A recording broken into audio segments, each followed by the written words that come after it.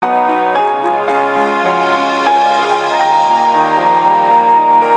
kwento ng pag-ibig, kwento ng pag-asa, at mga kwento ng buhay dito sa Barangay Love Stories.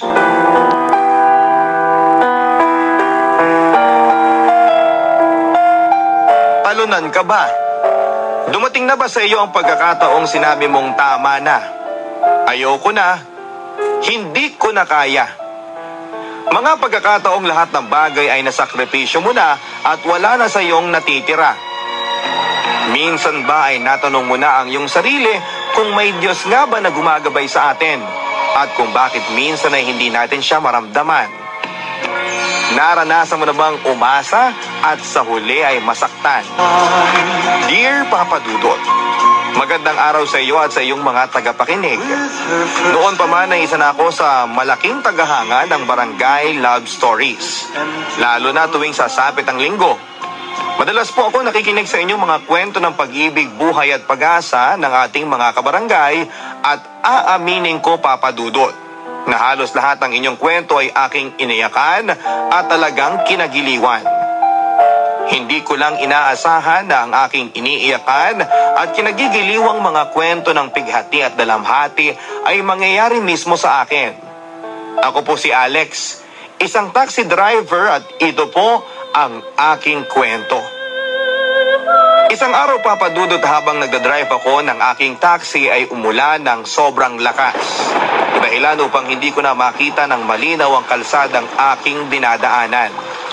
Magrahe po sana ako noon upang kumain ng tanghalian pero sobrang lakas ng ulan kaya't nagmadali na lamang po akong umuwi noon, Papa Dudut. Dahil nag-aalala ako sa biglaang pagtaas ng tubig baha. Mababa lamang po ang aming tirahan sa Valenzuela at natatakot ako para sa aking dalawang anak na naiwang mag-isa sa aming bahay. Dahil madalas po kaming binabaha.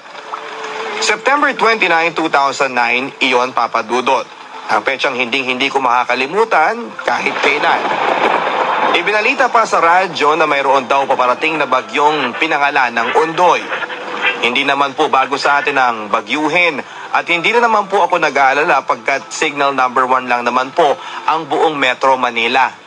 Pero nang nagumpisa pong bumuhos ang ulan ng umaga at mabilis na tumaas ang tubig baha, alam ko, Papa Dudut, sa aking sarili na hindi ito karaniwang bagyong aming mararanasan.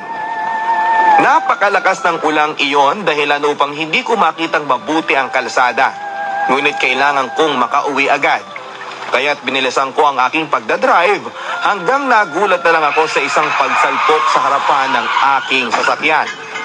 Sobrang lakas ng pagsalpok, Papa Dudut, sa katunayan ngay nawalan ako ng malay.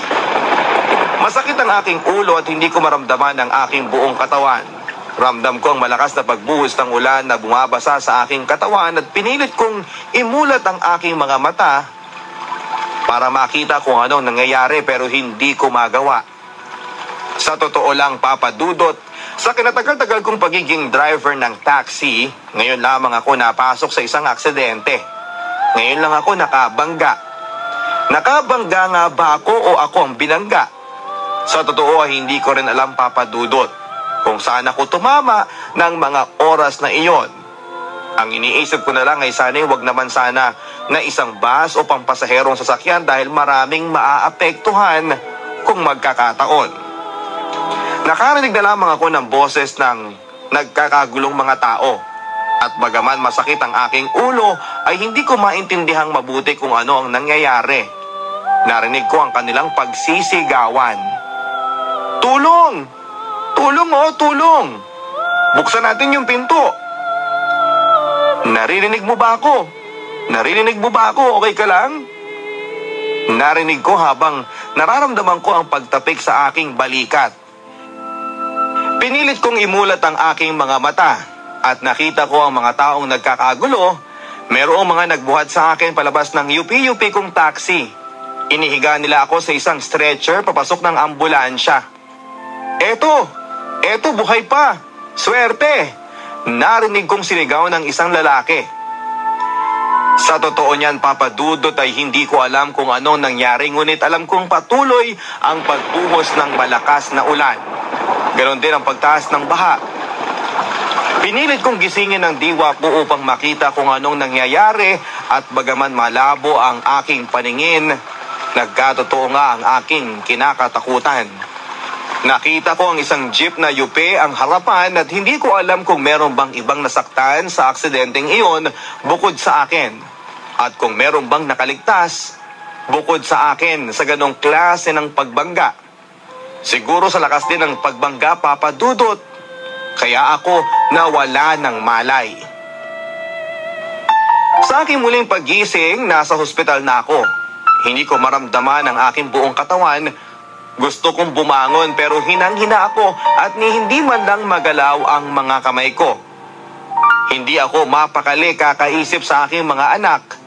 Hindi ko na alam kung ilang oras ba akong nawala ng malay at kung gaano kataas ang baha sa amin at kung ano bang nangyari sa aking mga anak. Isa lamang ang malinaw sa utak ko sa mga oras na iyon, Papa Dudut. Kailangan kong umuwi ng bahay. Tinignan ko ang aking katawan at nakita ko ang nakabenda ko mga braso. Ganon din ang aking binti at katawan. Dok, gising na po yung pasyente. Pasigaw at nagmamadaling sabi ng nurse na papasok ng ward na aking kinakaratayan. Madaling pumasok ang doktor. Tay, kumusta po kayo? Ang sabi ng doktor habang sinusuri ang mga sugat na aking natamo. Napatitig ako sa doktor at naisip ko ang panganay kong anak.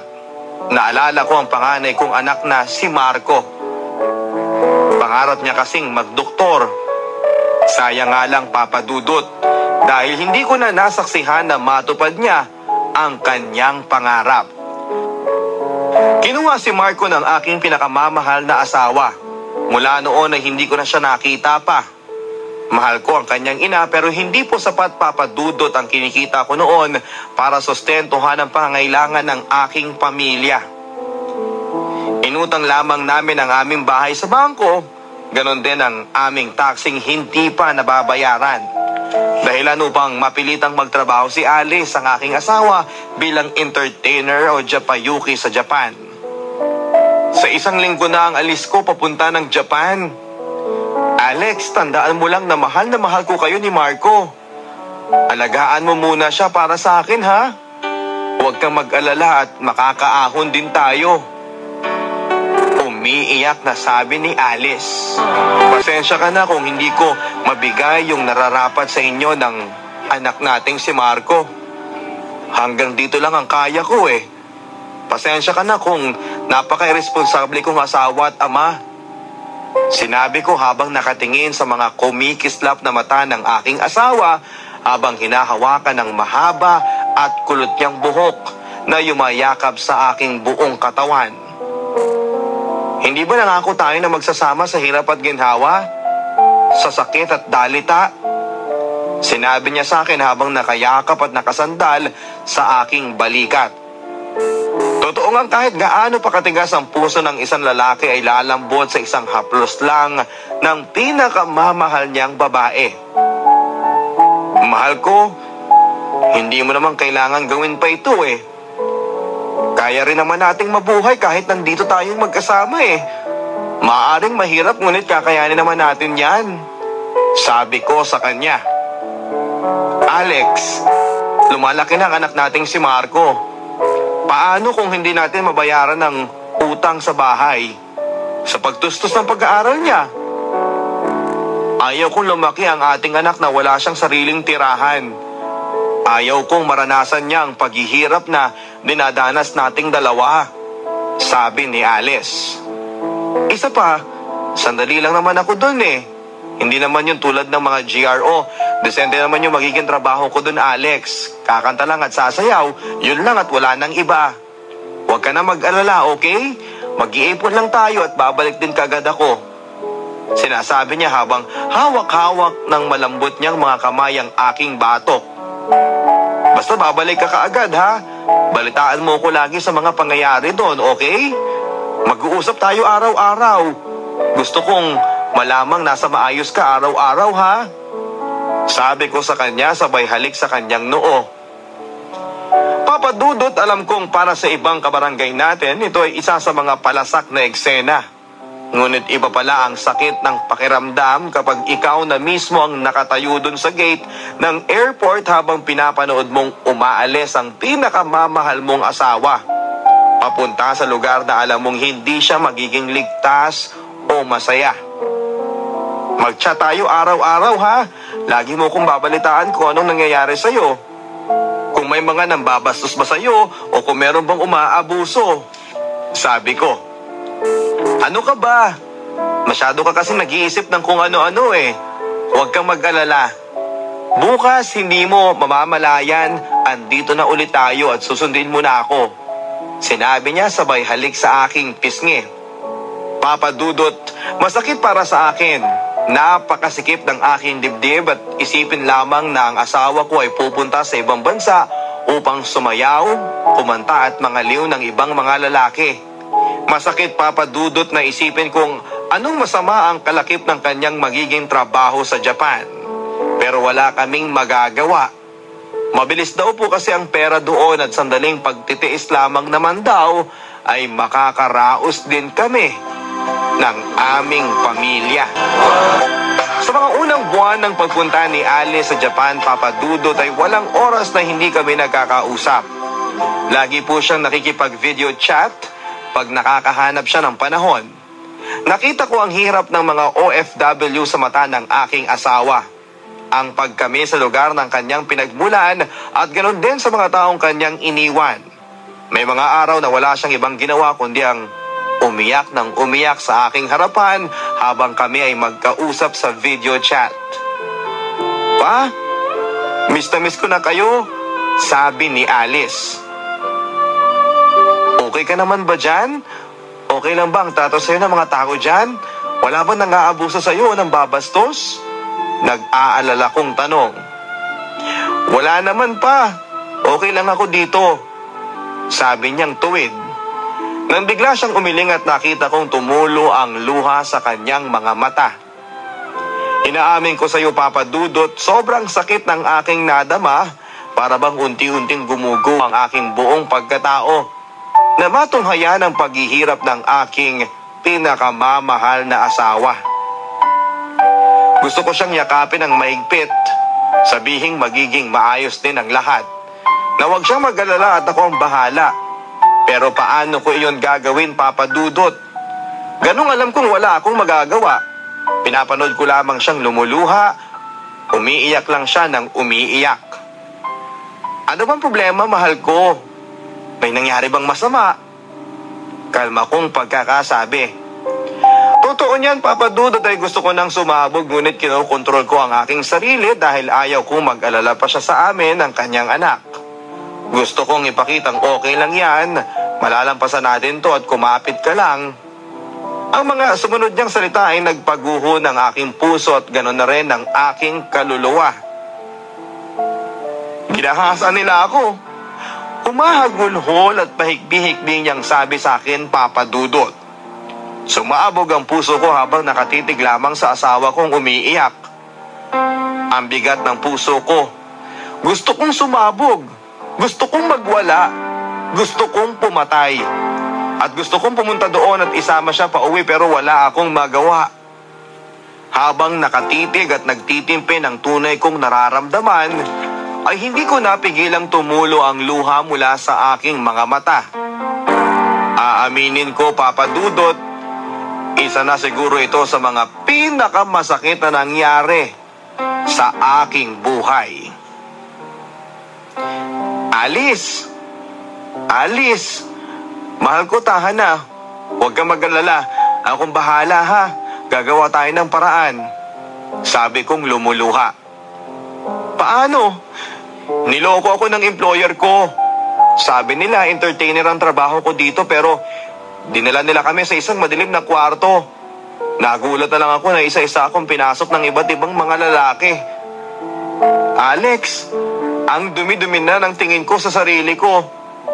Hindi ko na kaya. Sinabi ni Alice na humihikbi.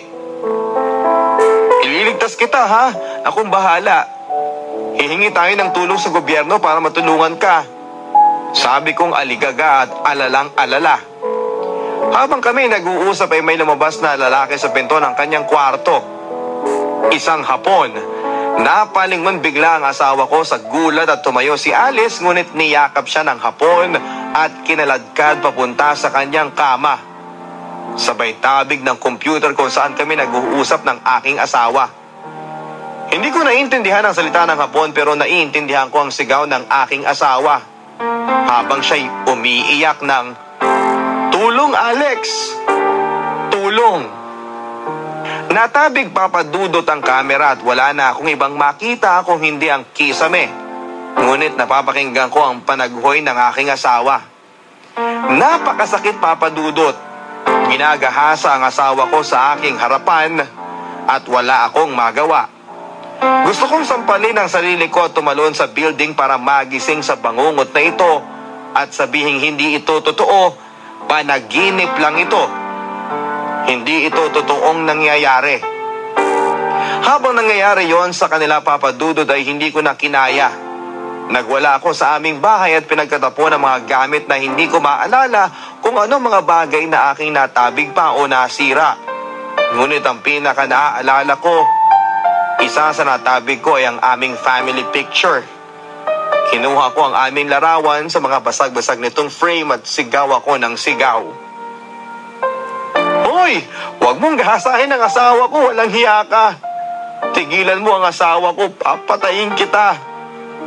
Hawak-hawak ko ang computer na kalaunan ay aking nabato sa sobrang galit at dalamhating aking nadarama. Napakabigat, papadudot, sa tuwing naaalala ko ang pangyayaring yon. Naaalala ko ang mga oras at panahon na kami magkasama. Ang aking inosenteng mapagmahal na asawa. Binaboy nila ang pinakamamahal kong si Alice.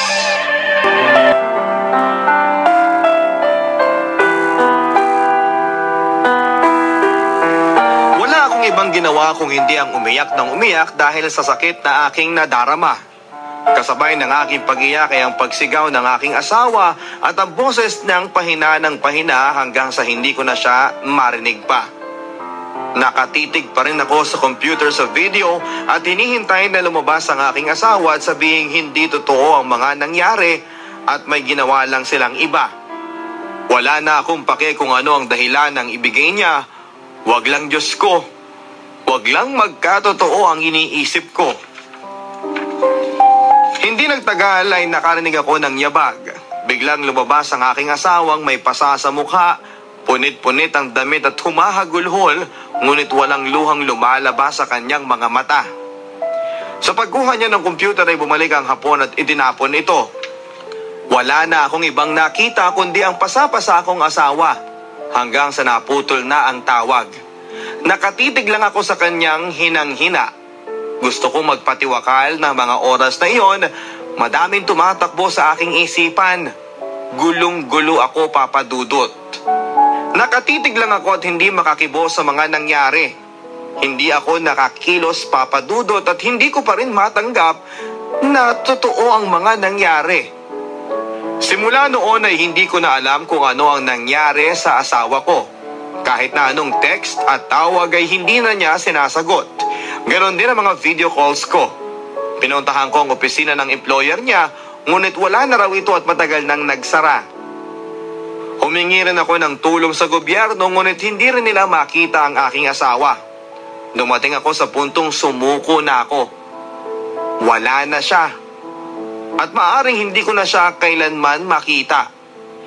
Noon ay nahinto na rin ang padala niya sa amin, kaya naman nag-decide na akong ako na mismo ang mangibang bansa. Para lang sa anak ko, at kapag nagkataon ay hahanapin ko ang aking asawa sa Japan. "Anak, dito ka muna kay tita mo, ha?" sabi ko. "Bakit, Papa? Nakita niyo na ba si Mama?" ang sabi ni Marco. Nasabi niya ito sapagkat alam niyang huminto na ng pagpapadala ang kanyang mama. Bagaman hindi niya alam ang tunay na dahilan kung bakit. Sinabi ko na lang na mahal siya ng kanyang ina at meron lang itong importanteng ginagawa kaya hindi ito makapagparamdam o makapagpadala ng pera.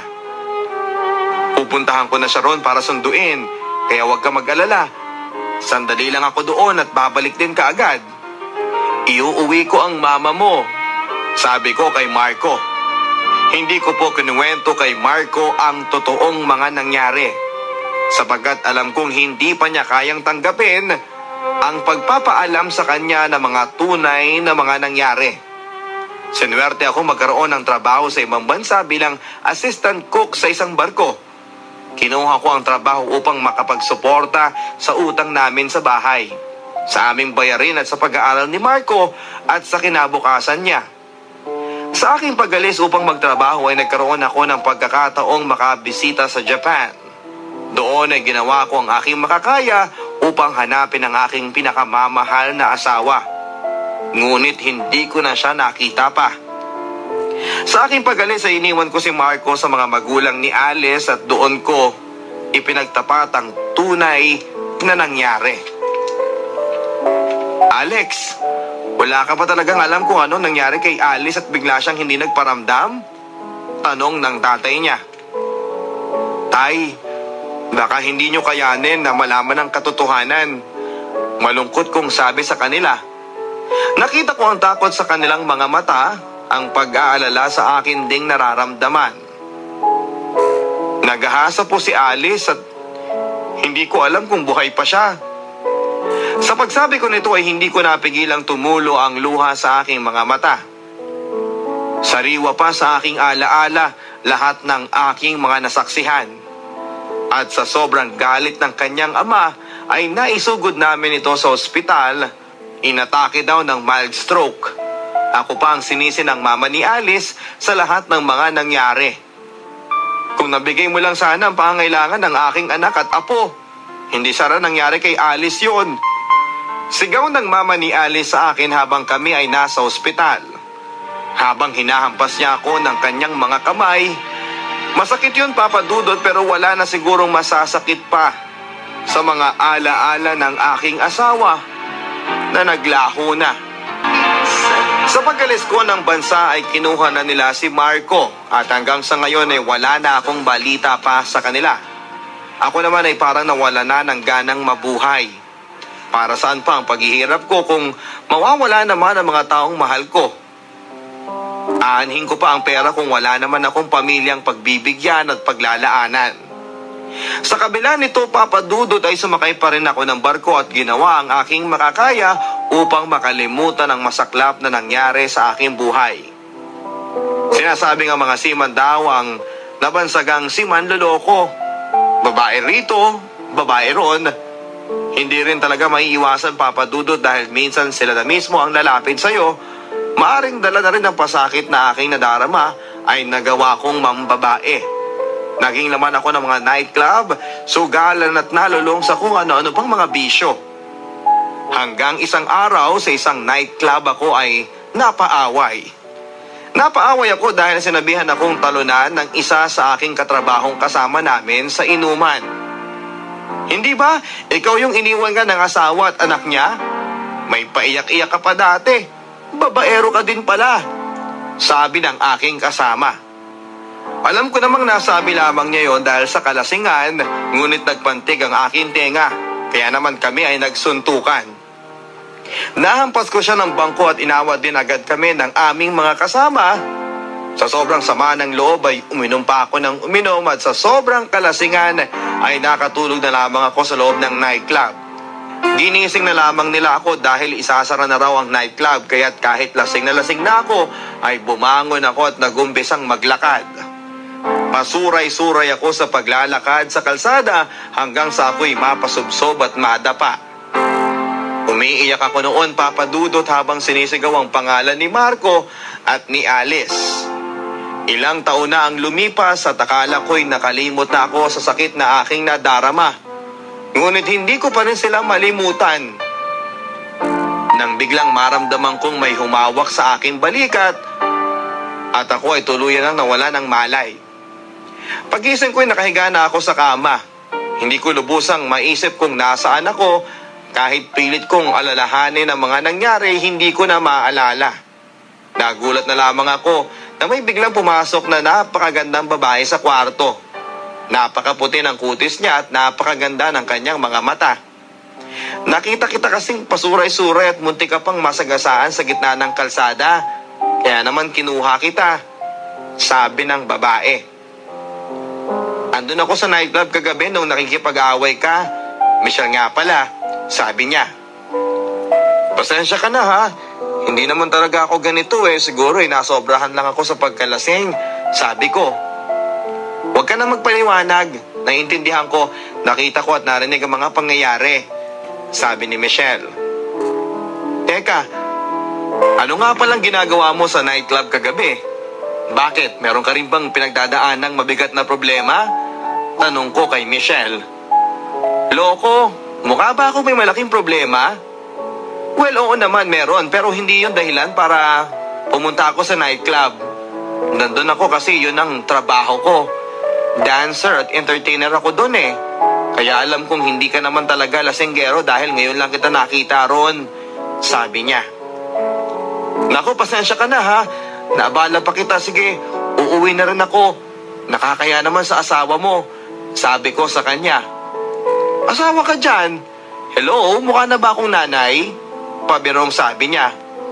Wala akong asawa, BF o jowa. Ikaw ba? Tanong niya. Meron akong asawa at anak. Sabi ko. Nasan sila? Talagang tumakas ka pala talaga para lang uminom at makipag-away ha? Sabi ni Michelle habang tumatawa. Wala na sila Hindi ko rin alam kung saan napunta. Sabi ko habang may lungkot sa aking mga mata. Sige, mauna na ako ha. Salamat sa pagkuha sa akin. Nako, kaya naman pala nagkakaganyan ka Huwag kang mag-alala. Mahanap mo din yung mga yon. Pero ngayong gabi, hayaan mo munang pasayahin kita. Ang sabi ni Michelle habang hinahalikan ako. Ang sabi nga nila Papa Dudut, palay na ang lumalapit sa manok kaya't nilasap ko ang mga sandaling iyon. Mapalitan man lang ang sakit na aking nadarama sa pagkawala ng aking panganay at asawa. Nang gabing iyon, Papa Dudut, ay may nangyari sa aming dalawa ni Michelle. Simula po noon ay lagi ko na siyang dinadalaw sa nightclub kung saan kami nagkakilala hanggang sa kaming dalawa ay tuluyan ang nagkaayos at naging magkasintahan. Iniisip kong eto na siguro ang natatanging paggalaw ng Diyos sa aking buhay para ituwid ang mga mali at gumawa ng bagong magandang kinabukasan. Okay lang ba sa'yo kahit na ganito ako? Marami nang naging karanasan sa iba't ibang lalaki. Kung tutusin wala nang lalaki ang gusto magseryoso sa akin Ibibigay ko naman sa'yo ang sarili ko at hindi mo na kailangan panligawan ako para lang gawin yon. Ang sabi ni Michelle. Siguro nga'y marami ka nang naging nakaraan. Masakit din sa akin na isiping ilang lalaki nang dumaan sa iyong buhay. Patawang sabi ko. Loko ka talaga kahit kailan. Nakangiting sabi niya sabay batok sa aking ulo. Napakaganda ng kanyang ngiti, Papa Dudut. Ang ngiting unti-unting naging seryoso habang nakatitig sa aking mga mata. Totoo, maaring hindi ko na kailangan pang makiusap sa'yo na ibigay ang sarili mo sa akin. Pero gusto kong malaman mo na hindi lang naman yon ang dahilan kung bakit ako narito Mahal kita at wala akong pakialam kung ano pa man ang naging nakaraan mo. Ang mahalaga ay mahal kita. Sabi ko habang hawak ang malalambot niyang mga pisngi. Hindi ko gagawin ito dahil lang sa kailangan para makuha ka. Ginagawa ko to dahil ito ang gusto kong gawin. Mahal kita ng walang kapalit. Gusto kong makasama ka sa bawat araw ng aking buhay. Sa aking pagtanda, katabi at hawak-hawak ang aking mga kamay. Sabi ko sa kanya habang siya ay maluhaluhang nakahawak sa aking kamay. Hindi ko na rin to kailangan pang gawin ngunit gagawin ko to dahil mahal kita. Lumuhod ako sa kanyang harapan at sinabi ang mga salitang nagpaluha sa kanyang kumikinang na mga mata. Michelle, can you be my wife? Pagkasabi ko nito ay nakita kong tumulo ang luha sa kanyang mga mata. Hinatak niya ang kamay ko at niyakap ako ng napakahigpit at hinalikan ang aking mga labi at binulong sa akin ng yes. Gusto ko makasama ka habang buhay. Kinikilig niyang bulong sa aking tenga. Ang gabi na puno ng ligaya na aming pinagsamahan ay nagbunga ng isang batang nagngangalang Ana Victoria. Patuloy po siyang pumasok sa nightclub kung saan kami nagkakilala, sabay na pag-aalaga sa aming anak habang ako naman ay nagpapatuloy sa aking trabaho bilang seaman. Aaminin ko sa iyo, Papa Dudut, bagaman meron na akong isang bagong matatawag na pamilya, ay hinahanap ko paminsan-minsan ang aking anak na si Marco at ang pinakaunang babaeng aking minahal, si Alice. Sa tuwing umuuwi po ako galing ng barko, ay nilalasap namin ni Michelle ang mga oras na hindi kami magkasama. Mahirap maging OFW. Minsan talaga ay dumarating ang puntong hahanap-hanapin mo ang iyong pamilya at gugustuhin mong umuwi na lamang sa piling nila. Kaya naman, minsan na hindi maiiwasan ang matukso, lalo na't nasa barko ang tukso na mismo ang lalapit sa'yo. Pero sa kabila ng lahat ay naging tapat ako kay Michelle, Papa Dudut, dahil naranas ko ang sakit ng isang sirang pamilya at ayaw kong maranasan iyon ng anak naming si Ana. Naging maayos naman ang aming pagsasama, sa katunayan nga ay nasundan nga si Ana makalipas ang 3 taon, ngunit pinanganak ito nang wala ako sa aming tahanan. Sapagkat kasalukuyan akong nasa barko noon. Pinangalanan namin siyang Anghel, ang aming pinakaunang lalaki. Madalang na madalang ako nung umuwi, Papa Dudut, pero nagbunga naman ang aming paghihirap dahil nasigurado ko na ang kinabukasan ni Ana at ganon din ni Anghel. Ganon din ay nakaipon na ako ng sapat na pera, sapat para hindi na magtrabaho pa si Michelle bilang isang GRO at mabigyan din siya ng ginhawa sa buhay. Lagi rin kami nag-uusap ni Michelle at masasabi kong kontento na ako sa aking buhay. Meron akong napakagandang asawa, mapagmahal at maalaga sa aming mga anak na masunurin. Lumipas sa mga taon at napalaki ko naman ng maayos ang aking mga anak. Ngunit siguro, Papa Dudut, ay hindi talaga mayaalis sa aking pamilya ang mga dagok at problema. Nabalitaan ko sa aming anak na si Ana na minsan ay nakita niya ang kanyang ina na merong kasamang lalaki sa bahay at pinapakilala daw ito sa kanila bilang isang mabuting kaibigan lamang. Ngunit duda po ang anak kong si Ana dahil minsan daw ay nahuli niya ang kanyang mama kasama ang kaibigan nito na pumasok sa aming kwarto at umaga na nang lumabas. Papa, lagi ko pong nahuhuli si mama na merong kasamang lalaki sa kwarto niya. Sinabi niya sa aming kaibigan niya lang daw yon, pero hindi po kami naniniwala. Sabi ni Ana habang kausap ko siya sa telepono. Huwag kayong mag-alala, anak. Kakausapin ko ang mama ninyo tungkol dito, sabi ko kay Ana. Sa totoo lang, Papa Dudut, ay hindi ako nangamba kay Michelle dahil alam kong mahal na mahal niya ako at hindi niya ito magagawa. Inisip kong baka naman kaibigan niya lamang na bading iyon na laging pumupunta sa bahay. Napakarami kasing kaibigan ni Michelle at talagang malambing ito sa kanyang mga kaibigan, kaya siguro hindi lamang naiintindihan ng aming mga anak. Kaya't upang magkaroon ng linaw ay kinausap ko si Michelle tungkol sa mga bagay na yon. Madalas ka bang may mga bisita na lalaki dyan sa bahay? Tanong ko kay Michelle. Anong ibig mong sabihin?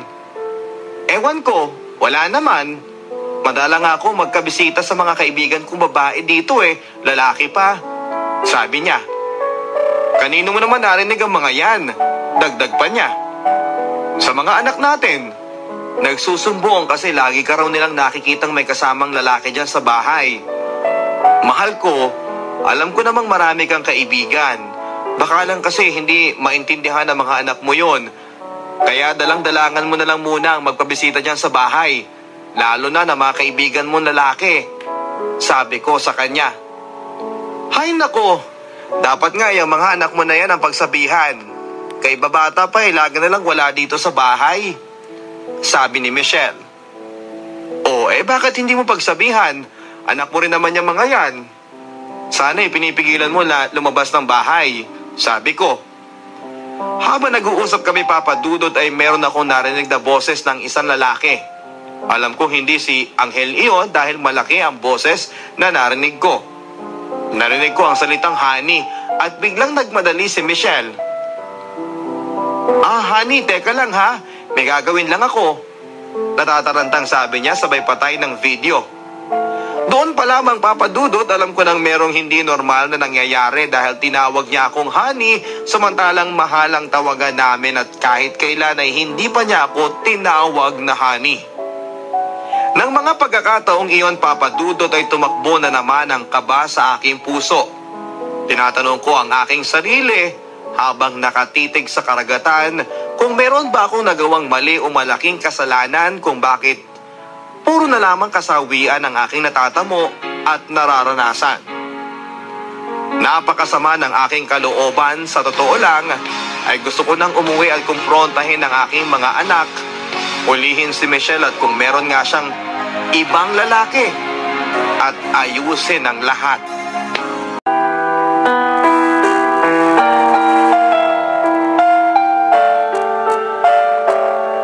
Ang masakit lamang sa akin, Papa Dudut, na lahat ay ginawa ko upang maayos ang aking pamilya. Ngunit nangyayari ang ganitong bagay. Siguro nga ay pagkukulang ko rin. Kada 3 taon ako umuwi hanggang sa maging tig-5 taon. Siguro nga ay kasalanan ko. Kulang ang oras namin para sa isa't isa bilang isang pamilya. Gustuhin ko mang umuwi para ayusin ang lahat ay hindi ko magawa dahil kung uuwi ako ay pare-parehas kaming walang pagkakakitaan at mas magiging malaking problema lamang ito para sa aking pamilya. Kaya tiniis ko kahit na lagi akong nakakatanggap ng balita mula sa aking mga anak na malalaki na rin ngayon at nakakaintindi na ng mga bagay-bagay. At alam kong hindi nagsisinungaling ang aking mga anak sa kanilang nasasaksihan at isinusumbong sa akin. Papa, lagi pa rin nandito yung lalaki ni Mama, sabi ni Ana. Ana, anak, tama na ha. Kung may sama kayo ng loob sa inyong ina, ay huwag kayong gumawa ng kung anong kwento para siraan siya. Dahil mahal na mahal ko ang mama nyo. Sabi kong seryoso kay Ana. Pero Papa, hindi po ako nagsisinungaling. Nanlalalaki si Mama. At ang masaklap, hindi po nakakarating sa amin ang mga padala ninyo dahil madalas po itong nalulustay ng lalaki ni Mama. Sige Papa, ikaw na lang ang bahalang humusga. Gagawa ako ng paraan para makita mong totoo ang lahat ng sinasabi ko. Isang beses nga, Papa Dudut, ay gumawa ng paraan si Ana para mapakita sa akin ang paghahalikan ng nanay nila at ng lalaki nito. Sinabi rin sa akin ni Ana na nasasayang lang ang aking padala dahil ibinibigay lamang ito ni Michelle sa sugarol niyang lalaki. Napakasakit, Papa Dudut, ng mga nangyayari. Lalo na't anak ko na ang nakakahuli ng lahat ng bagay na ito. Masakit malaman na pagkalipas ng ilang taong pagsasama, ay kaya pa rin niya akong lukuhin at ipagpalit sa ibang lalaki. Sa akin mismong tahanan, gamit ang aking pera. At ang pinakamasaklap nito ay nagawa niyang pabayaan ng aming mga anak para sa kanyang lalaki. Buo ang aking loob na hiwalayan na si Michelle, Papa Dudut. Masakit po sa akin na sa kabila ng aking sakripisyo sa barko upang makapag-ipon at maipadala sa kanila upang magamit sa kinabukasan ng mga bata ay nasayang lang. Dahil lalo lamang nasira ang aking pamilya. Kaya po nag-decide na akong mag-ipon na muna at patuloy ng manahan sa Pilipinas upang alagaan ang aking mga anak. Makalipas ang 3 taon pang pagtsatsaga sa barko ay umuwi ako sa Pilipinas lingid sa kaalaman ni Michelle. Sa aking pag-uwi ay nakita ko si Michelle at ang kanyang kinakasama habang karga-karga ang isang sanggol. Pagkalapit na pagkalapit ko ay wala agad akong ginawa kundi ang sampalin si Michelle. At sa sobrang gulat niya, kahit na nasasaktan at natumba sa sahig ay nakatitig lang siya sa akin na parang nakakita ng isang bangkay. Walang yaka! Pagkatapos ng lahat ng ginawa ko para sa'yo, sa lahat ng sakripisyo na inalay ko para sa pamilya na to ganito pang igaganti mo sa akin? Galit na galit kong sabi sa kanya. Sinuntok ko ang lalaki niya at sabay ko silang pinalaya sa bahay. Ni wala kahit na anong paliwanag ay umalis si Michelle ng bahay kasama ng lalaki niya. Sa totoo lamang ay gusto ko siyang bumalik. Gusto kong sabihin niyang patawad sa lahat ng kanyang nagawa at hihiwalay niya ang kanyang lalaki. Hinihintay kong humingi siya ng tawad dahil kung ganon man ang mangyayari, ay handa akong tanggapin ang naging anak niya sa kanyang lalaki. Huwag lang siyang mawawala. Ngunit hindi papadudot. Umalis na si Michelle kasama ang kanyang lalaki. Dala-dala ang kanyang anak na sanggol. Papa, hindi na ba babalik si Mama? Tanong sa akin ni Angel. Totoo, Papa Dudot, ay hindi ko alam ang aking sasabihin. Kung mayroong mas apektado sa mga nangyaring ito ay hindi ako yon at hindi rin si Michelle. Kung hindi ang aming mga anak. Kaya naman niyakap ko sila ng mahigpit at sinabing huwag kayong mag-alala, nandito na si Papa. Nakita ko ang lungkot sa mata ng aking mga anak, ngunit wala na kaming magagawa pa. Iniwan na kami ng aking pinakamamahal na si Michelle. Ang mahalaga ay kami magkakasama na. Napansin ko malaki ang tiyan ni Ana at siya ay nagtapat sa akin. Papa, habang nasa ibang bansa ka ay napabarkada kami ni Angel dahil lagi namang walang oras sa amin si Mama. Sabi ni Ana. Isang araw ay napainom po ako kasama ng mga barkada ko at eto po ang nangyari. 4 na buwan na po akong buntis. Dagdag niya. Sobrang bigat ng aking pakiramdam, Papa Dudot. Gusto kong magwala pero mas kailangan ako ng anak ko sa ngayon. Kaya naman imbis na magalit ay tinanggap ko na lamang ang pangyayari at ang kaawa-awang kalagayan ng aking anak. Bumalik ako ng Pilipinas upang ayusin ang sigalot ng aking pamilya. Ngunit imbis na mabuo, kami ay nagkawatak-watak. Simula po nang nangyari iyon ay hindi na ako umasang makakakilala pa ng taong nararapat para sa akin. Matanda na rin ako at tumatanda na rin ang aking mga anak. Kaya imbis na isipin ng aking sarili ay ibubuhos ko na lamang sa aking mga anak ang aking pagmamahal. Dahilan po ng pagbubuntis ni Ana ay hindi siya nakapagtapos ng pag-aaral. Isang bagay na masakit sa akin bilang amang naghirap para magpaaral sa kanyang mga anak. Minsan, Papa Dudot, ay hindi ko maalis sa aking sarili ang pagsisisi. Kung bakit nga ba ako nag-ibang bansa pa samantalang noong nasa Pilipinas ako ay buo ang aking pamilya, masaya kahit walang pera. Kung sana hindi na ako umalis, siguro hindi naisip ni Michelle na humanap ng iba. Kung hindi siguro ako umalis ay hindi napariwara ang anak kong si Ana. Kung hindi sana ako umalis, siguro ay masaya kaming magkakasama. Pero hindi, Papa Dudot. Andito ako nakaupo sa aming lamesa. Umiinom na mag-isa. Ang lamesang ito na binili namin ni Alice noon, ang lamesa kung saan kami nag-uusap ng aming mga problema, ang lamesang ito kung saan ibinigay ko ang singsing sa aming kasal at nag-propose sa kanya, kung saan kami kumakain ng sabay. O bakit di ka kumakain? Sabi ko kay Alice. Busog pa ako eh. Sige lang, kumain ka lang. Niluto ko yan lahat para sa'yo. Sinabi niya habang nakapangalumbaba. Nakangiti at nakatitig lang sa akin. Ako ba ay pinagtitripan mo ha? Sabi ko nakangiti at kinikilig habang nakatitig sa kanyang mga mata. Oh, bakit mo naman nasabing pinagtitripan kita? Nakangiti niyang sabi. Ayaw mukha mong kumain tapos nakapangalumbaba ka lang dyan at nakatitig sa akin habang kumakain eh. Sabi kong naiinis dahil pakiramdam ko ay pinagtitripan niya. Wala, masaya lang ako. Nasa wakas magkasama na tayo sa isang bahay. Sabi niya habang makikita ang pagmamahal sa kanyang mga mata. Mahal na mahal ko po si Alice, Papa Dudot, kaya naman binigay ko ang lahat sa kanya. Magandang bahay at magandang buhay. Ngunit dumating nga ang panahong hindi na rin niya kaya ang palaking gastusin sa aming pamilya. Noong nagkaanak kaming dalawa kaya nga niya nagawang mag-Japan.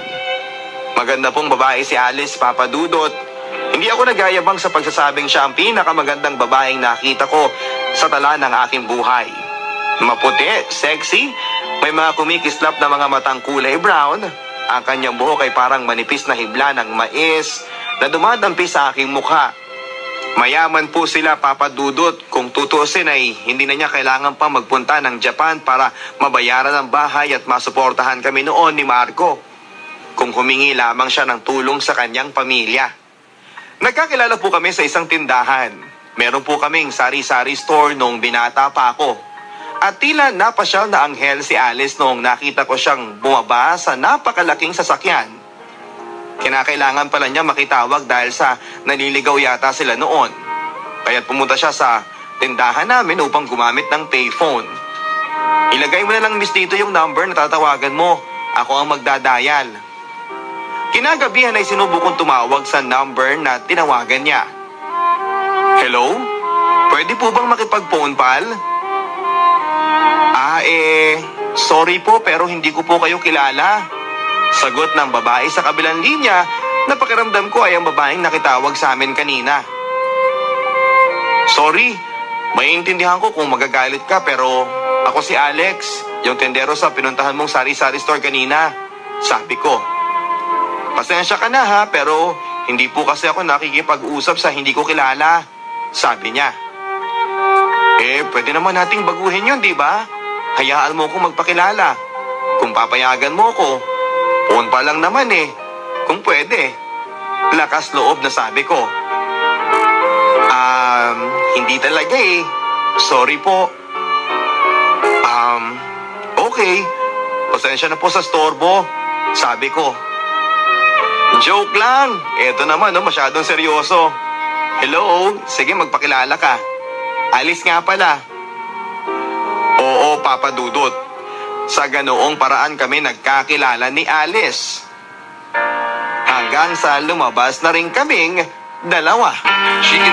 Aminin ko, Papa Dudut, na hindi ko inakalang mapapaibig ko ang malaanghel na katulad niya. Iyang-hiya rin ako sa tuwing lumalabas kaming dalawa dahil madalas siya ang gumagastos sa tuwing nagde-date kaming dalawa. Eto na sabi ko. Alex, alam ko ang kalagayan mo sa buhay. Mahal kita, alam mo yan. Hindi ba dapat pag nagmamahalan, nag-uunawaan? Ako yung meron kaya ako ang hayaan mong gumastos para sa ating dalawa. Saka ka na bumawi kapag nagkapamilya na tayo.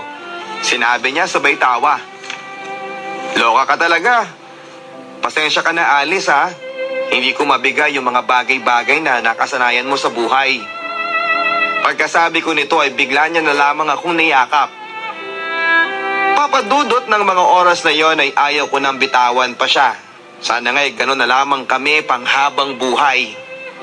Pero hindi kalaunan ay nalaman ng kanyang pamilya ang aming relasyon at tutol na tutol sila rito. Sa katunayan nga ay nang nag-decide kami ni Alice na magsama ay pinalayas nila si Alice sa kanilang tahanan. Kaya gano'n na lamang ang sama ng loob nila nang nalaman nila ang nangyari sa aking asawa. Lawyer ang papa ni Alice samantalang accountant naman ang mama niya. Nag-aral din si Alice ngunit bago pa man matapos ang pag-aaral niya ay pinalayas na kami ng kanyang pamilya. Sinuong namin dalawa na magkasama ang bawat araw na lumipas na kami ay nagsasama sa hirap. Sa kagustuhan kong pag-aanin ang hirap na nadarama niya kaya binili ko ang bahay na ito, bagaman ito'y utang sa bangko. Ayaw na ayaw kong nakikitang nahihirapan si Alice, Papa Dudut. Siya ang aking buhay, pangarap at pag-asa kaya naman para akong mababaliw nang nawala siya sa aking piling. Sa lamesang ito, Papa Dudut, nabuo at mas tumibay ang aming pagmamahalan ni Alice. Habang siya ay nakatitig sa akin, habang kumakain ako ay tumabi siya sa upuang aking kinakaupuan. Biglang hinawakan ang aking mga labi. Nakakapraning ka naman Pabiro kong sabi sa kanya sabay abot ng kutsarang may pagkain. Kumain ka muna. Say nakakainis ka, ginagawa mo naman akong bata Sabi niya. Hayaan mo na. Hindi naman natin to naranasan nung teenager pa tayo kaya ngayon natin gawin. Huwag ka mag-alala, wala namang ibang nakatingin Sabi ko sa kanya. Ang corny mo, ang dami mo nalalaman. Sige na nga. Sabi niya sabay tawa. Papadudot, miss na miss ko na si Alice. Ang mga tawa niya, Ang bawat hibla ng buhok niya na dumadampi sa aking muka at ang bawat ngiti at kindat niya sa tuwing nangungulit siya. Lumipas na ang ilang taon. Nagkaroon na ako ng ibang relasyon kay Michelle ngunit hindi ko pa rin siya nalilimutan. Ganon pala yung sinasabi nilang first love never dies, or for me, Papa Dudut, I would rather say na true love never dies. Dito rin sa lamesang ito ko naka-video chat si Alice habang nasaksihan ko siyang lumuluha at ginagawa ng masama ng hapon. Masakit, Papa Dudut, na paulit-ulit ang pangyayaring iyon sa aking panaginip at sa aking gunita. Gusto ko nang magpatiwakal, wala nang saysay ang buhay. Wala na si Alice sa aking buhay. Papa Dudut, ilang taon na ang lumipas ngunit sariwa pa rin sa aking alaala ang mga naganap. Iniwan ako ni Alice habang kinuha naman ang aming anak ng kanyang pamilya. Sinubukan kong magbagong buhay ngunit eto, iniwan din ako ni Michelle. Kasama ko na lang ang aking dalawang anak kay Michelle. Si Angel, ang lalaki kong anak na nabalitaan kong nalulung sa barkada at droga noong ako ay nawala. Mabigat sa aking kalooban dahil sa bata niyang edad, Papa Dudut, ay napariwara siya ng dahil sa droga at barkada. Si Ana naman ay 4 na buwan ng buntis. Iniwan pa ng nakabuntis sa kanya. Masakit din yon sa akin na ang mga taong pinapahalagan ko ng husto sa aking buhay ay napakadaling nasira ng mga taong walang ibang gawin kundi ang sumira ng isang pamilya. Sa totoo niyan, Papa Dudut, ay natiis ko ang ilang buwan na wala si Michelle habang ako ay nasa aming tahanan. Hanggang isang araw ay nakita ko siyang nasa tapat ng aming gate. Awang-awa ako sa itsura ni Michelle. Nagmukha na siyang taong lansangan. Ang aking pangalawang asawang dati ay mukhang prinsesa. Ngayon ay payat na at wala ng pag-asa. Lumuhod siya sa akin, dala-dala ang baby niya sa naging lalaki niya.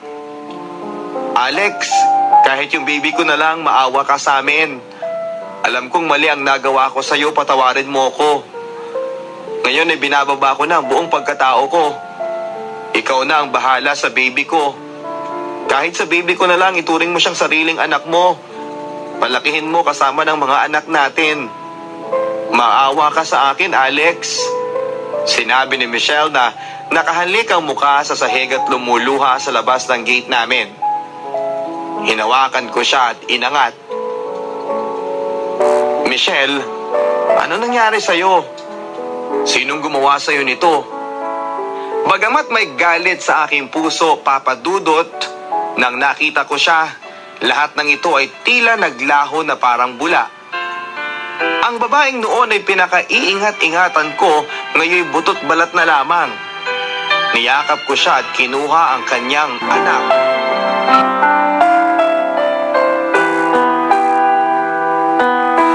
Inalagaan ko si Michelle, Papa Dudut, at pinagamot sa doktor hanggang sa lumakas na ngang muli siya. Isang araw sa labas ng aming tahanan, nang ginarahe ko ang aking taxi, nakita ko siyang bumalik na sa dati niyang ganda at sigla. Nakangiti sa akin habang paakyat ako sa veranda ng aming bahay. Hinawakan ko ang kanyang mga pisngi at dinantay niya ang kanyang ulo sa mga ito. Michelle, mahal ko, paano mo nagawa sa akin yon? Tanong ko sa kanya. Alex, masakit sa akin ang mga nangyari. Nangangailangan din ako ng kalinga at pagmamahal. Nahirapan ako nang nawala ka.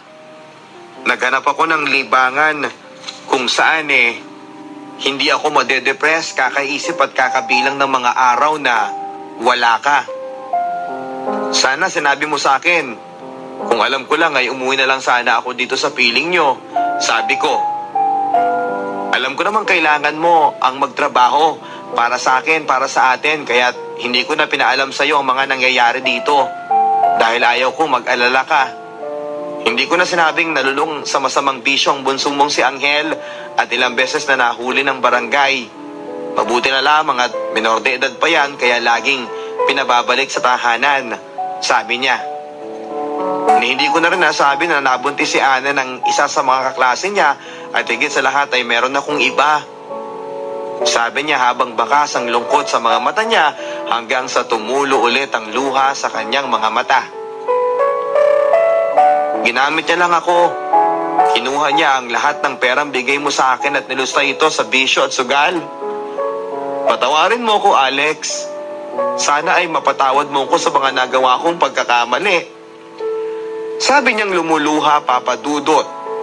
Sa totoo lang, habang napapakinggan ko ang mga paliwanag niya, ay lalong nagdurusa ang aking puso. Samantalang magkakasama na ulit kami ni Angel, Ana at Lian. Yan ang pinangalan namin sa anak ni Michelle sa kanyang naging lalaki. Itinuring ko na rin itong aking tunay na anak. Aking nalaman na merong nanliligaw ulit kay Ana na kapitbahay. Si Carlo, isang anak mayaman na nagkagusto sa aking anak sa kabila ng kondisyon nito. Gusto ko po sanang hingin ang kamay ng inyong anak, sabi ni Carlo. Sigurado ka ba sa mga sinasabi mo? Kaya mo na bang bumuhay ng isang pamilya? Maalagaan mo ba ang aking anak at ang aking magiging apo? Tanong ko sa kanya. Opo sir, gagawin ko ang lahat para kay Ana. Kami na po ni Ana bago pa man po mangyari ito sa kanya. Natakot lang po akong panagutan ng responsibilidad para sa isang bagay na hindi ko naman ginawa. Pero napatawad ko na po si Ana. At handa na po akong bumalik sa kanya. Sapagkat hindi po magawa ng puso kong makalimot. Mahal ko po ang anak ninyo at wala na po akong pakialam kung ano man po ang nangyari sa kanya at kung ano man ang naging nakaraan niya. Ang mahalaga sa akin ay mahal ko siya at gusto ko siyang makasama. Pagkasabi ni Carlo nito ay nakita ko ang aking anak na lumuluha at niyakap si Carlo. Nakita ko rin papadudod sa mata ng binata ang tunay na pagmamahal na nadarama niya para sa aking anak. Nilapitan ko siya at hinawakan ang kanyang balikat at sinabi, tandaan mo, kapag binigay ko sa iyo nag-iisang anak kong babae, wala nang balikan to ha? Alagaan mo siya at wag na wag mo siyang sasaktan. Dahil kapag nalaman kong sinaktan mo ang anak ko, ako mismo ang babalik sa iyo para pagbayarin ka sa pananakit mo sa kanya. Maliwanag? Sabi ko. Opo, aalagaan ko po ang anak ninyo hanggang sa huli kong hininga. Maraming salamat po. Sabay yakap ng binata sa akin. Siguro kung narito lang si Marco ngayon, malamang ay kasing laki na niya ang binatang kausap ko. Kumusta na kaya ang anak kong yon? Madaling lumambot ang puso ko para kay Carlo Papadudot dahil nakita ko sa kanyang mga mata ang matang kayang gawin ng lahat ng bagay para sa taong kanyang pinakamamahal. Nakita ko sa batang ito ang aking sarili, ang kanyang mga matang lumiliyab sa pagmamahal ay kaparehas ng aking mga matang nagtakas kay Alice sa kanyang ama at ina para mabuhay kaming dalawa. Oh, anong problema? Tanong ko habang hinahawakan ang kanyang mga pisngi. Wala naman. Napag-isip ko lang na napakaswerte ko sa'yo. Sa kabila ng lahat ng nangyari, nandiyan ka pa rin para sa akin. Sabi niyang lumuluha. Oo naman, ikaw pa ay mahal kita. Sabi ko sa kanyang nakangiti. Maraming salamat Alex sa pagtanggap mo sa akin. Sa kabila ng lahat ng mga pagkakamali ko sa'yo. Alam ko namang si Alice ang mahal mo pero kahit na ganun ay tinanggap mo pa rin ako. Niyakap ko siya ng mahigpit na mahigpit, Papa Dudut. Siguro nga'y dapat ko nang bitawan ang alaala ni Alice at mabuhay akong kasama naman ni Michelle. Habang yakap ko si Michelle ay naramdaman ko na lamang na bigla itong bumigat. Hinimatay si Michelle, Papa Dudut. Isinugod ko siya sa ospital. Ayon sa mga doktor na sumuri, leukemia daw ang kanyang karamdaman. Sa pakiramdam ko ay gumuho ang aking buong mundo, Papa Dudut. Wala na nga ba akong karapatang maging maligaya kung kailan naman nagkakaayos na kami ni Michelle? Saka ko naman malalaman ang ganitong klase ng balita. Sobrang sakit sa aking pakiramdam, Papa Dudut, na parang gusto ko nang sumama. Nakita ko ang paghihirap ng aking mahal na asawa, ang unti-unting pagkalagas ng kanyang buhok hanggang sa tuluyan na siyang makalbo. Napakasakit, Papa Dudut. Napakasakit. Mahal ko, huwag kang mag-alala ha. Gagaling ka. Gagawin kong lahat para maligtas ka. Sabi ko kay Michelle. Mawala man ako sa mundong ito, magiging masaya ako dahil nakita ko sa iyo ang tunay na pagmamahal. Sabi niya sa akin habang tumutulo ang luha sa kanyang mga mata. Kaya natin to, mahal. Kakayanin natin to. Huwag kang magsalita ng ganyan. Nawala na sa akin si Alice, si Marco, si Ana. At sa'yo ngayon, hindi na ako papayag na pati ikaw ay mawala pa. Michelle, patawarin mo ako kung sa kinatagal-tagal ay wala akong ibang iniisip kundi si Alice. Michelle, mahal kita. Kailangan kita. Umiiyak na sabi ko sa kanya. Nakita ko siyang nakangiti habang patuloy ang luha na umaagos sa kanyang mga mata. Niyakap niya ako at masasabi kong ang yakap na iyon ay tago sa aking puso. December 18, 2008 ay kinuha na siya ng may kapal. Sobrang sakit, Papa Dudut. Sobrang sama ng loob ko at naisip kong magpatiwakal. Tama na at hindi ko na kaya. Sawang-sawa na ako masaktan at gusto ko nang mauna upang makasama si Alice at si Michelle sa kabilang buhay. Tama na. Binalak kong magpatiwakal, Papa Dudut. Kumuha ako ng lubid, itinali ko ang aking leeg at tumalon sa upuan. Pagkatalon ko ay nakaramdam ako ng pagsakal ng lubid sa aking leeg. Mahapdi ito, Papa Dudut, na parang sinusunog unti-unti ang aking mga balat. Nanlabo ang aking paningin at malapit ko nang maipikit ang aking mga mata nang maramdaman kong biglang may humawak sa aking mga paa at inangat ang aking buong katawan. Nakita ko si Angel. Ano bang ginagawa niyo pa? Rinig kong sabi ni Angel. Pa, wala na si Alice, si Kuya Marco at maging si Mama pero andito pa po ako. Nakita kong para siyang nauupos na posporo sa pagbitaw ng mga salitang iyon. Lumuha siya ng lumuha at napaluhod habang nakatitig sa akin.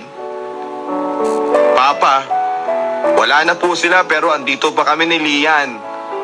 Paano naman po kami? Ang mga salitang iyon ay tumago sa aking puso at isipan. Sa kanilang lahat, si Angel ang hindi gaanong masalita. Madalas lang siyang tahimik at nakikinig sa aming mga usapan. Ngayon ko nakita kung gaano ko naapektuhan ang aking anak. Papa, kung hindi nyo kayang mabuhay nang wala sila, mas lalo ako at hindi ko na alam kung papaano pa ipagpapatuloy ang aking buhay kung pati kayo ay mawawala sa amin. Sa pagkasabi niya nito ay niyakap ko siya ng mahigpit upang humingi ng tawad. Pasensya na anak, naging makasarili ako sa aking mga ginawang desisyon. Hayaan mo, simula ngayong araw na ito, hindi na kayo mag-iisa. Matapos noon, Papa Dudut, ay nagsimula ng magbago at magiba ang paningin ko sa buhay. Mas kailangan kong mabuhay, hindi lang para sa aking sarili, kundi para sa aking mga anak. Ako ang nag-aalaga kay Lian, katulong si Angel. At inalay ko na ang sarili ko sa kanila, ang lahat-lahat. Kaya po ganun ko na lamang kamahal silang dalawa at ganun na lamang po ang aking pagmamadaling makauwi. Ngunit eto ako, nakahiga sa isang ospital habang umuulan at bumabaha ng sobrang lakas sa labas. Pwede na po ba akong umuwi? Tanong ko sa isang lalaking nakaputi. Pupuntahan ko po kasi yung mga anak ko eh.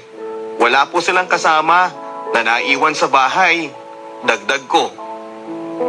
Ano pong pangalan ninyo, sir? Ipapaalam po natin sa doktor kung pwede na po kayong umuwi. Alam nyo parang pamilyar po kayo. Madalas po ba kayo napapasyal sa ospital? Sabi ng lalaking kausap ko. Ay, hindi po. Ngayon lang po ako napunta rito. Sagot ko. Matagal na rin po ang huling bisita ko sa ospital eh. Alam nyo tay, napakaswerte nyo. Hindi kayo masyadong napaano. Pero ang dinig ko pong sabi ng doktor kanina ay kailangan nyo munang maobserbahan. Isa pa'y malakas po ang buhos ng ulan at baha na rin po sa labasan. Maswerte po kayong bumangga ang jeep sa passenger seat ninyo at hindi mismo sa kinakaupuan ninyo. Isa pong himalang kakaunting galos lamang ang natamo ninyo. Huwag Huwag na po kayo mag-alala dahil sagot na rin naman po ng insurance ninyo ang trahedyang nangyari. Magpasalamat na lang po tayong hindi po naging malala ang inyong pinsala. Dagdag niya. Dok? Ay, hindi po ako doktor. Intern po ako dito. Marami po kasi mga doktor na hindi nakapasok dahil sa pagbabaha kaya kailangan ko pong tumulong. Marco Santos po, tatay. At kung papala rin, sana sa mga susunod na taon ay magiging doktor na rin.